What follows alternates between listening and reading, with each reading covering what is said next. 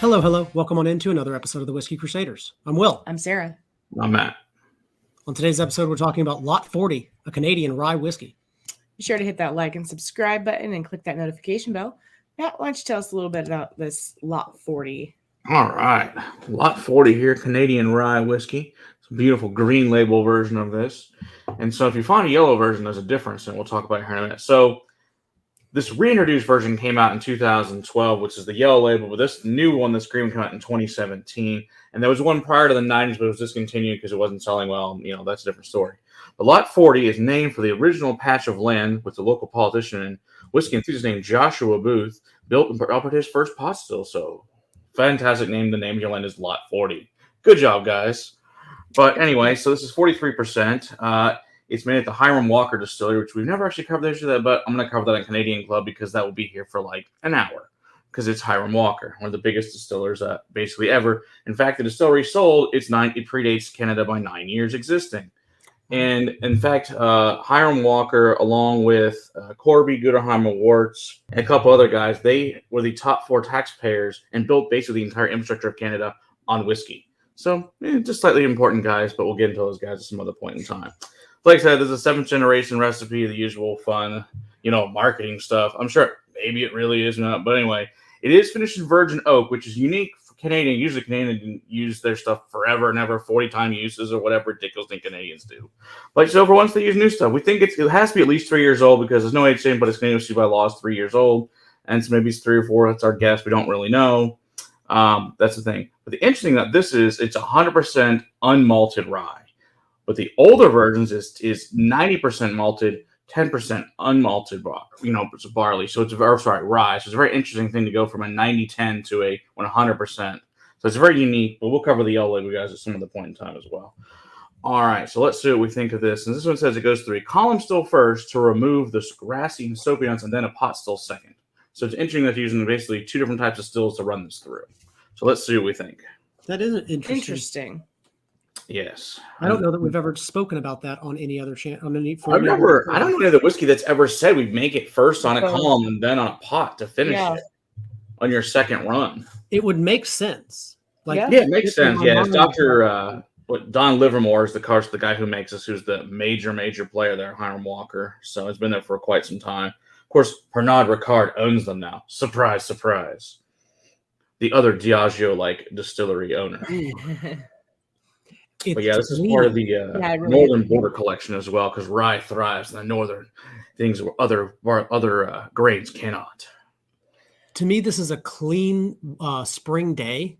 It's got almost like a wet pine. Okay. A mintiness to it. And a mintiness. It doesn't have that pickle note that a lot of ryes have. Mm-mm. I find that mostly in Kentucky ryes. Yeah. Yeah. I find it in Pennsylvania. Yeah, it's got the rye there, but it's that Canadian rye, which is just lacks that pickle note. But it's got vanilla, oak, spice, black pepper, brown baked bread. Mm-hmm. It's very spicy rye. Cinnamon, brown rice, almost like a green banana, even I'd say. Unripe banana. Yeah, a little bit like a sour cherry.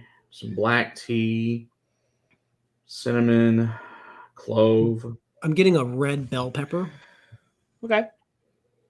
I can get behind that, but I get more black pepper than anything else. Yeah, I agree with that. It's interesting. There's a little bit of vegetal in there as well. Mm-hmm. I think this is the first experience I've had with just regular latte. Probably. Because, it's not a huge thing around here. I mean, it is around here, but it's not as huge as a lot of the other ryes that are around here. Yeah, I don't think I've given you this, nor that. I don't know if I've given you the Alberta Premium, the 100%, that one. I don't think so either. We can cover that one too. I got that one. We can cover that at some point. Of course, Canada keeps all their good stuff to themselves. This is true. So this is a valid point. Going in. All right.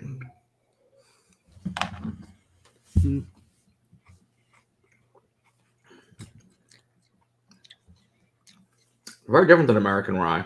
Very, very different than American rye, and I actually like it. Softer. I like it.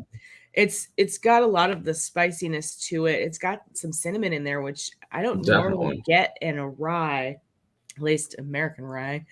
Mm. But the black pepper, and there's just baking spices, but not like cookie type of baking spices. It's more like cooking spices, Okay. like celery and little Sage. clove and sage. It's I got a lot of, spicy. yeah, I got a lot of tea in there, like black tea, oolong tea combined. Walnut, brown bread, same green banana notes definitely there. Yeah, I get that too on the Little bit of the anise. palate.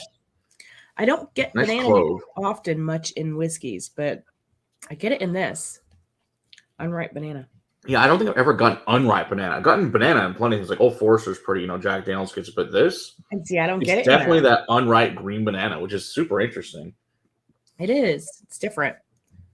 But yeah, I like it. But it'll be interesting when we end up reviewing the yellow label, which is 10% unmalted barley with the 90% malted barley to compare them, because I got them out because I was like, these taste different. Then I started doing research. They're very different. I like this. I like it this. as well. This is It's nice and spicy. I think that your age guess of like 3 to 4 years. I can't be more than that. There's no way. And it's Canada. Really It's kind of thin, but it's very grainy on the palate. And the finish goes for a little while. It does. For being It does. thin. And what's the proof on this? It's only 43%. So 43? yeah. So I think 86 proof. They say that they're going to get older and older as they keep putting more batches out. But this is the very first batch from the green label at 2017. Whereas the yellow label I have is the last batch of the yellow label. So that's one of the older ones, which we'll review in the next few weeks. And then do a comparison of the two for you guys, because it'll be fun. But I like it. I think it's good. I mean, it's $33, so it's not expensive. That's not bad. I mean, that's not bad. If you're like me and you don't like the typical rye that is in America, and you're in America, give this a try. This is good. Oh, you know what? It reminds me of pumpernickel bread. That's what I'm really getting now. Ooh. Okay. On the palate. I That's good. can't say that I've personally had pumpernickel bread, so It's delicious. Now there is a pumpernickel rye that we have from Middle West Spirits, when we cover those guys that we can talk about. Maybe we'll do that one soon too. It reminded me a little bit of the whiskey cake spice cake. I've actually been there. Oh, I looked at the menu and said, "Well, I've tried all those whiskeys. What else you got?" oh, you got to go for just cake dessert. it's true. Just for cake. It's true. Their whipped cream, it'll change your life. So good. Wow, And he doesn't like whipped cream. He doesn't like sweets. I'm shocked. It must be really good if Wills likes it. It's so good. The cake is so dense and it's got a nice spice to it. It's shocking. Everything is rounded and What are we cohesive. doing? One of these days, I'll just give it a whirl. It sounds like we're going to whiskey cake. Maybe. It's a drive for dinner. This is true. But this is good. I like it. Yep. Good job. You hear me say I like a rye. Look at that. All right. Don't forget to hit that like and subscribe button and click that notification bell. And come hang out with us live on Monday nights. And until next time, Keep on crusading for the whiskey in your glass. cheers.